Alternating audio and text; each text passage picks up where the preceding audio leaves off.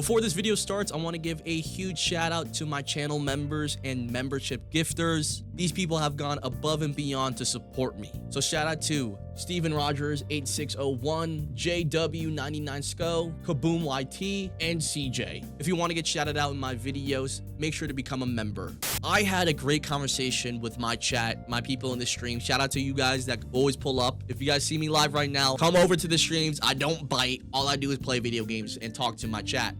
But we had a really good conversation on rage bait content within gaming and on the social media platforms like Twitter, like TikTok, and especially like YouTube. If you don't know what rage bait content is, it is basically videos, titles, thumbnails, and statements that are designed to provoke a reaction, and literally any reaction. Usually it's targeted towards people that get angry, people that are frustrated or in disbelief with a game or a franchise, and it's basically trying to pull you in with interest through the titles, through the thumbnails, through the first clip, and whatever the viewer or the creator is trying to watch or talk about. Literally, if you see a video that has a title and thumbnail with "this game is already dead," or "Call of Duty just ruined everything," or "this streamer just ruined, their career," stuff like that, that is rage bait content to a degree. And I'll explain why I say to a degree. And for a while, rage bait content has worked really well, especially on YouTube. But lately, in the last 2 to 3, 4 months maybe, rage bait content is not blowing up the same way anymore. The views aren't hitting like they used to. The comments and the community overall feel different about some of these creators, and audiences are starting to tune out, especially in gaming. Today, I'm going to be talking about what changed about rage bait content and why a lot of people don't really care for it, while some people still care about it and still watch it to this very day. Because in my opinion, no offense, I don't see anything wrong with rage bait content, but I understand why creators do it and why viewers tune out eventually. But before we do, if you guys are new to the channel, hit that like and subscribe button, okay? I'm uploading here every day with short form content, long form content, and even streams as well. So if you enjoy my voice or seeing this panda on your screen, subscribe, all right? It's free. You can unsubscribe later as well. So let's talk about what rage bait content is viewed like as a viewer, especially nowadays, because for a lot of people that used to watch rage bait content, a year ago, before Black Ops 7 release or a new game released, these people would watch, and now they just don't. And a lot of them see it as this creator is milking the situation for views, which is completely fair. Okay, that's happened multiple times. But I think another good thing to point out as a viewer is the fact that a lot of these videos that these rage bait creators are talking about and creating and uploading, they're pointing at real issues: monetization problems, lack of innovation or motivation, recycled mechanics or content, or broken updates or launches, man. I think for viewers and creators, they all have valid reasons to hate the rage bait, love the rage bait, or do the rage bait. It's a three-way sex thing, okay? And it's not weird. Trust me on that. Don't be confused. Just be happy about it. All right? All right. So let's first start off with Call of Duty, which is arguably the biggest game that is rage baited upon, okay? No matter how dead or broken or bad Call of Duty can be for a year, there's always going to be people talking about the game, but there's also going to be people showing love to the game. And Call of Duty has faced legitimate criticism about every single year release, which makes rage bait content feel repetitive, why it feels the same, and why you feel like you're watching the same video every single time a content creator makes a video talking about Call of Duty in a critical way. And during the conversation that I was having with you guys live on stream, a good thing that one of my mods brought up was the fact that it's not the fact that creators are making things up and milking it, but it's the fact that just because they are right in a sense doesn't make their content engaging or entertaining at all. The real reason rage bait content isn't hitting like it used to before comes down to one word: repetition. For a lot of viewers that have watched rage bait content or have delved into these communities, it feels like they're watching the same video over and over and over again in the same position. They're getting bent over as well in bed.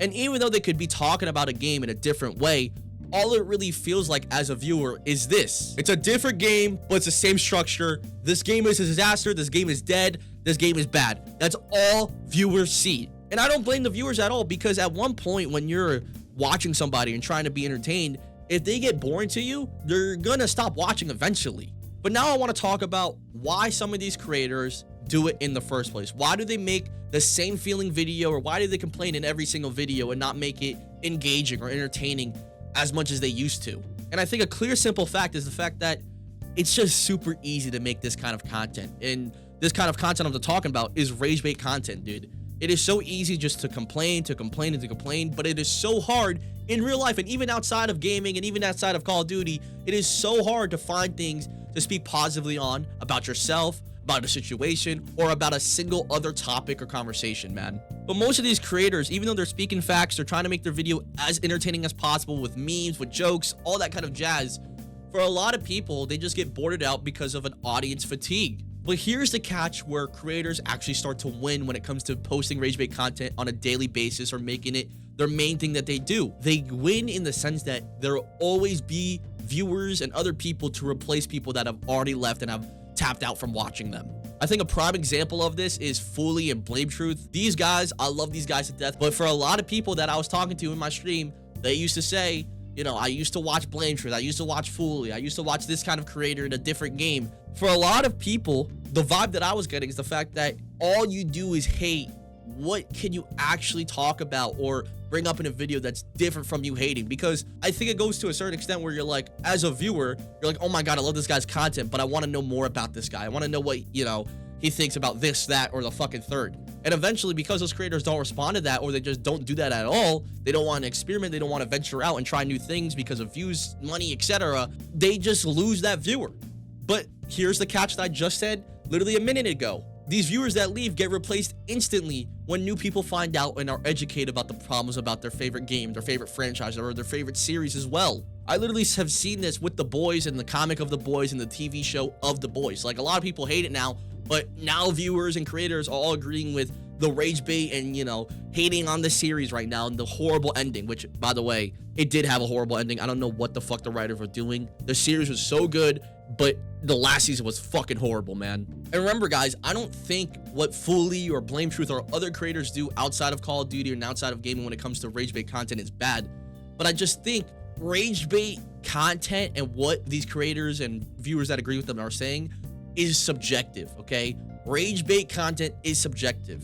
What feels like honest criticism to one viewer might feel like forced negativity to another. And some people genuinely enjoy that kind of content and they want strong opinions, blunt takes, and no filter. While other viewers might prefer a more balanced or analytic content or something that entertains them a lot more.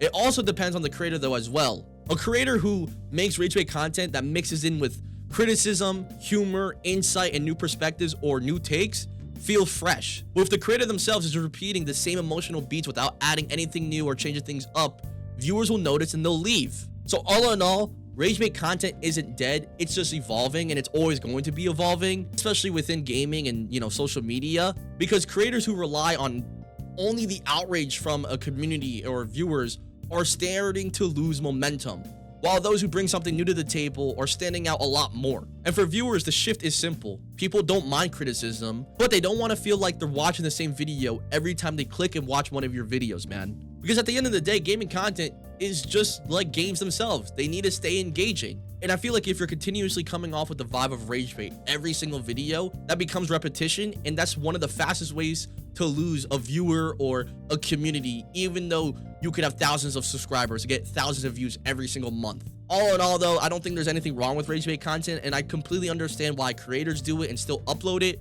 while also viewers want to move away from it and are basically done with those creators.